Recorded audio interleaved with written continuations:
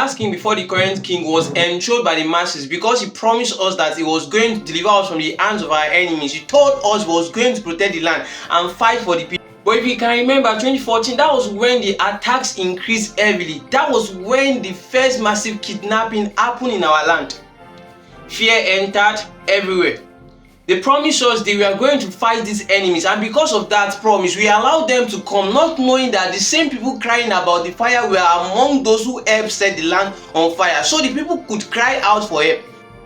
And when people are desperate for help, every opportunity starts looking like a solution. That was why we allowed him to become king.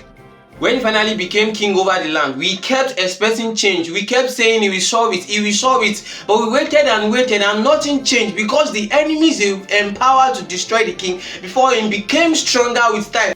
What they created eventually grew beyond their control. The same enemy they thought they could use suddenly became a monster they could no longer silence. Now the current king, through all kinds of strategy and means, wanted desperately to become king. That position became the agenda. That throne became the goal, without fully considering what it would cost to sit there, not knowing that sometimes the cost of power can reach even a man's own household. At first, it was other families suffering, others home crying, other people burying their loved ones. But gradually, the same pain began moving closer and closer to his own family too. That is the thing about fire. Once it is set, it does not always remain in one direction.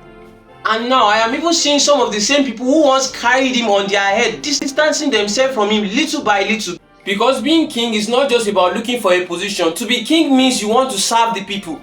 It means you want to protect the people. It means you want to carry the people like a father carries his children. And that is why leadership is called fatherhood. Not because it sounds good, but because of the weight behind it. One man that we know in the city once said something that troubled me deeply. He said the king and his people know those destroying the land. They know those making life unbearable for the people. They know those arching evil across the land. And if they truly know them, then the question is, why are those people still walking freely? Why? Nigerians, wake up and do the needful.